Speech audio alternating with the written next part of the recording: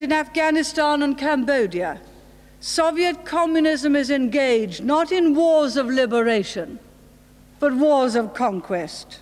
The North Atlantic Organization remains the essential guarantee of the security of the West.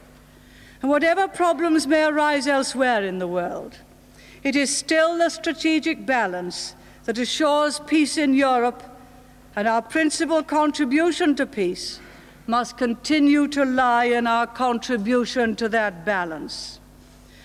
Nothing is more likely to endanger peace than any evidence of weakening of Western resolve.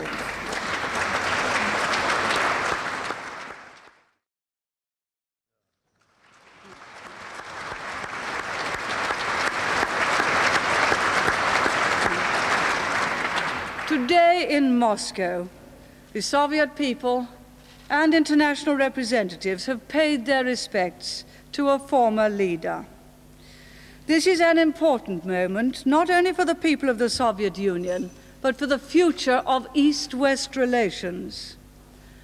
In the weeks and months ahead, we shall watch the new Soviet leadership earnestly for solid evidence of a willingness to work for genuine multilateral disarmament. Any such evidence will be met with a ready welcome and a quick response from us. We shall also be looking for signs of a greater respect for human rights and international law than we've seen in recent years. And we shall be equally ready to respond to that. But I cannot forget that over the past years, where the Soviet Union has advanced, it has done so not by the force of ideas, but by force, pure and simple. I can't forget that in Afghanistan and Cambodia, Soviet communism is engaged not in wars of liberation, but wars of conquest. And I can't forget that in Poland, an alien creed was imposed on a people from outside. But the spirit of resistance in that brave people is such that not even martial law, inspired and sustained from Moscow, can weaken their pride or extinguish their hopes.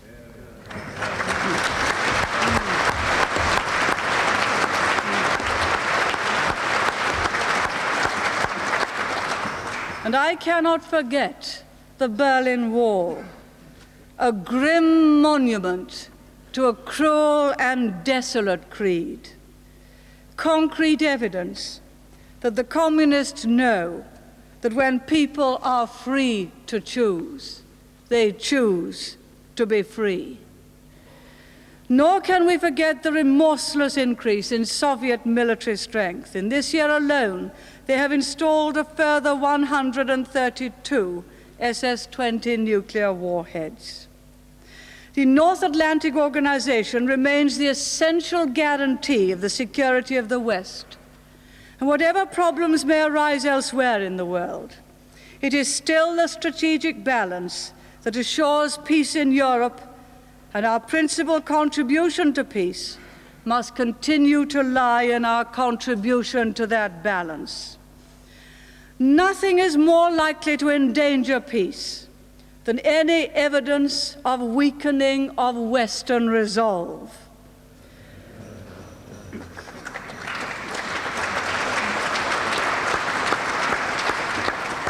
That is why the policy of unilateral disarmers, however well-intentioned they may be, would, if implemented, increase and not reduce the risk of war.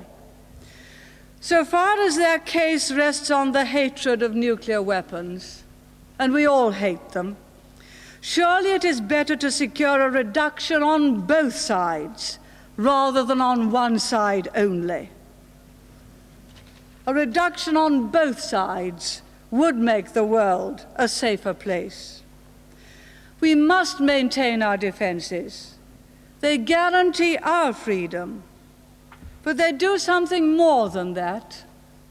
Our resolve to defend our way of life is a sign of hope to the oppressed that one day they too may be free.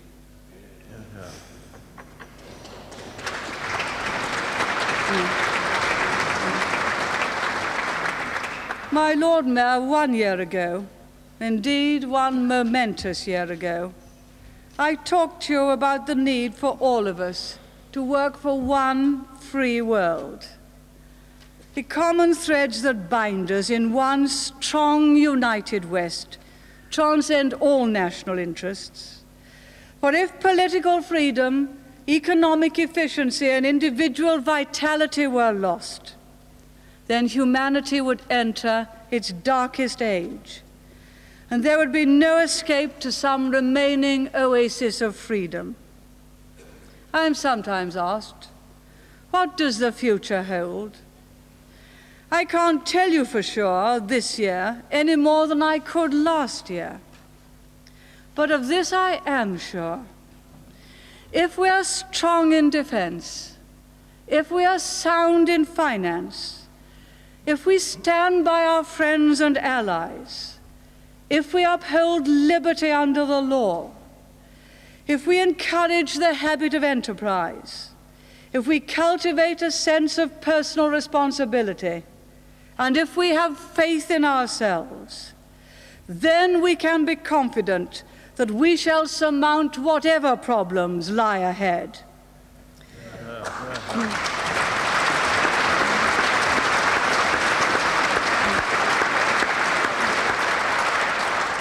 Then we can be confident that we shall have, in Emerson's words, strength still equal to the time, strength still swift to execute the policy which the mind and heart of mankind require at the present hour.